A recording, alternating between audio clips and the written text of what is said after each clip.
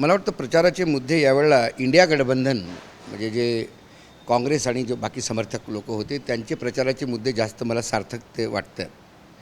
आणि NDA म्हणजे जे सत्तेमध्ये होते नरेंद्र मोदी आणि पूर्ण त्यांची जी बाकी घटक दल होते, बेसिकली आपण पहिल्या दिवसापासून पाहिलं तर नरेंद्र मोदी देशांमध्ये जे समस्या होत्या किंवा जे मुद्दे आहेत त्याच्यापासून भटकतात किंवा आपण काय केलं त्याचा लेखाजोखा द्यायला अवॉइड करतात किंवा एक रोडमॅप काय नवीन आहे ते पुन्हा 370च्या गोष्टी करतात, ते पुन्हा तलाकच्या गोष्टी करतात, ते पुन्हा राम मंदिराच्या गोष्टी करतात.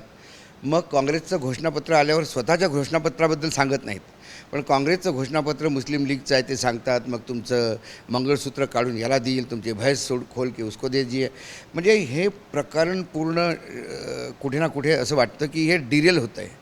कारण तुम्ही नवीन इश्यूज असे काढता ज्या इश्यूजवर देशाचा फोकस जाईल आणि विपक्ष म्हणजे BJPचा जो विपक्ष आहे इंडिया गठबंधन हे त्याचे जबाब द्यायला जेव्हा लागतात तेव्हा त्याची उत्तरं द्यायला लागतात तेव्हा मग ते ओरिजिनल इश्यूपासून ते भटकले जातात आणि मग तोच मोदींचा गेम प्लॅन पहिलेपासून असतो. That is his style of functioning.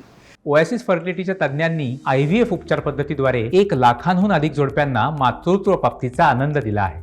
मोफत अपॉइंटमेंट बुक करण्यासाठी आजच संपर्क साधा. परंतु पहिल्यांदा मला वाटतं मोदी यांना एक गुरु म्हणून कोणी भेटला तर ममता बॅनर्जी. बंगालच्या विधानसभेमध्ये यांनी भरपूर बाहेरचे इश्यूज आणले, पण ममता फक्त बंगाली अस्मिता आणि बंगालवर फोकस राहिली आणि विधानसभेमध्ये तिने आपल्या सीटपेक्षा जास्त सीट घेतल्या. त्यानंतर आता पहिल्या दिवसापासून मोदी काही पण म्हणतील, ते स्वतःला अवतार म्हणतील. आज त्यांनी सांगितलं की ते अल्पसंख्याकांसमोर मुजरा करते काँग्रेस. याचा पण काँग्रेस विरोध करत नाही आहे. तुम्ही आम्हाला मुजरा करता म्हणता हे तुमचं विचार. आम्हाला तुम्ही सांगा बेरोजगारी काय, महागाई काय, लॉ अँड ऑर्डर काय, ह्या सगळ्या गोष्टींवर जेव्हा बोलायला येतं, शेतकऱ्यांचे प्रश्न काय, यावर मग ते निरुत्साहित होतात. उत्तरं नाही.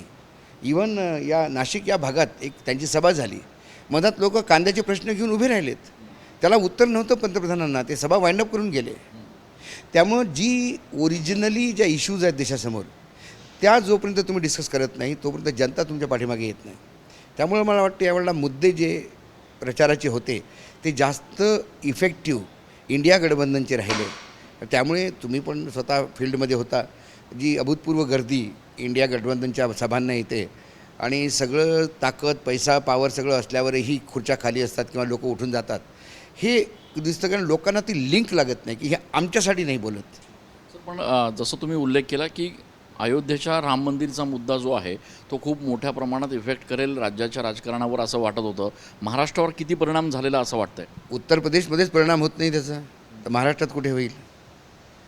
कारण राम मंदिर हे झालं, राम मंदिर हे सर्वोच्च न्यायालयाच्या आदेशाने झालं आणि राम मंदिर हे तुम्ही केलं नव्हे, हे काही तुम्ही नवीन कायदा आणून तुम्ही केला नाही किंवा नवीन अध्यादेश आणून तुम्ही केला नाही.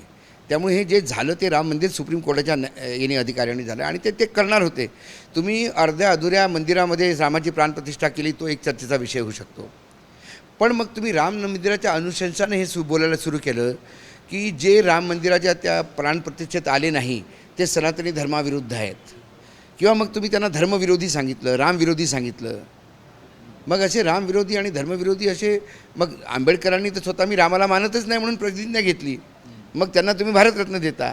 असे कितीतरी विसंगती जे आहेत ना त्यांच्याच बोलण्यात, काल काय जे बोलले ते आज बोलत नाहीत. इथे ते म्हणाले की जिनके बच्चे ज़्यादा है घुसपेटियों को दिया जाएगा. नंतर ते म्हणाले की मी जास्त बच्चे म्हणजे हिंदूंना बोललो होतो, मुसलमानांना बोललोच नाही. पण या राज्याच्या निवडणुकांमध्ये म्हणजे ज्या निवडणुका झाल्या त्याच्यामध्ये हिंदू मुस्लिम मतांच्या ध्रुवीकरणाचा एक फार मोठा इफेक्ट होईल असं वाटतंय. काय वाटतंय तुम्हाला? नाही आहे, ध्रुवीकरणाचा इफेक्टिव्ह झालेला आहे. मला जर महाराष्ट्रात बोलायचं झालं तर जिथे जिथे मुस्लिम पॉकेट्स आहेत तिथे ध्रुवीकरण झालं, पण ते अँटी BJP झालं, फॉर इंडिया झालं. पण जो हिंदू कन्सॉलिडेट होतो मुसलमान कन्सॉलिडेट झाल्यावर, तो हिंदू वोट कन्सॉलिडेट होताना दिसत नाही. कारण त्यांचे आपले स्वतःचे प्रश्न आहेत, शेतकऱ्यांचे प्रश्न आहेत. आता इथे जर कांद्याचा हा बेल्ट आहे, इथे जर कांद्याचा प्रश्न असला तर त्यांना तो राम मंदिर किंवा हिंदू मुसलमान, ते मुसलमान कुठं वोट देतात ते जाऊ दे, पण आमच्या कांद्याची तू वांदे केलेस त्यामुळे तुला काय मत द्यायचं म्हणून हा प्रश्न असतो. आपल्याकडे मराठी अस्मिता, मराठी वर्सेस गुजराती चालू आहे. आपले उद्योगधंदे पळवून नेले गुजरातमध्ये. त्यानंतर ही ज्या राजकीय दल तोडलेत, बाई शिवसेना ही मराठी राजकीय पार्टी होती किंवा राष्ट्रवादी ही महाराष्ट्राची राष्ट्रीय, त्याला तुम्ही तोडलं. आणि महाराष्ट्रात जनरली प्रत्येक राज्याची एक वेगवेगळं एक आभा असते, तासीर असते, त्याला आपण म्हणतो स्वभाव असतो त्या राज्याचा. या राज्याचा स्वभाव कधी गद्दारांना अलाव करत नाही.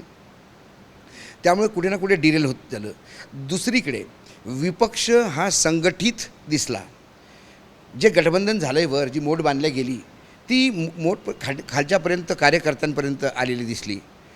दुसरीकडे जी महायुती होती महाराष्ट्रात, तिचं ते गठबंधन होताना दिसलं नाही. म्हणजे आता मला कोणी जालन्याचं, आज मला काही लोकं मिळाली, ते म्हणाले की जालन्याला त्या दानवेबद्दल इतकी नाराजी आहे शिवसेनेमध्ये, कुठली शिवसेना, एकनाथ शिंदेंची, की त्यांनी पंजाला वोट दिलं. म्हणजे जे खालपर्यंत ते गेलं नाही. ठाणे, कल्याण इथे पहा ना तुम्ही, BJPनी म्हणजे प्रस्ताव पारित केले की आम्ही याला देणार नाहीत. नाशिकमध्ये सुद्धा शेवटच्या टप्प्यापर्यंत निवडणुकीचे म्हणजे उमेदवारी अर्ज दाखल करेपर्यंत उमेदवार जाहीर होत नव्हता. छगन भुजबळसारखा माणूस जेव्हा म्हणतो की मला निवडणूकच लढवायची नाही आहे, तेव्हा मग कळतं की ते अजित पवारला ती सीट पाहिजे होती, इकडे शिवसेनेला ती सीट पाहिजे होती, तिकडे अजित पवार किंवा शिवसेनेमध्ये कोण लढेल हे ठरवणारे अमित शहा. म्हणजे इतकं त्रांगडं होतं हे. त्यामुळं कोणाचा पाया, कोणाचं खेटर नाही. त्यामुळं ते जे गठबंधन खालपर्यंत पर्क्युलेट व्हायचं होतं. पण शिवसेना आणि BJP जेव्हा एकत्र लढायचे तेव्हा तो हिंदुत्वाचा एक बॉन्डिंग होतं आणि त्या बॉन्डिंग म्हणजे खालपर्यंत तो जायचं.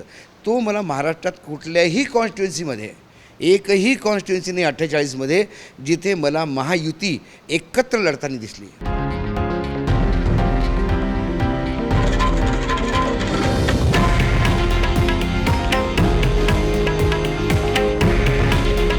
हे आहे देशातील नंबर 1 न्यूज नेटवर्क आणि आपण पाहत आहात TV9 मराठी. काळजी तुमची, हित महाराष्ट्राचं.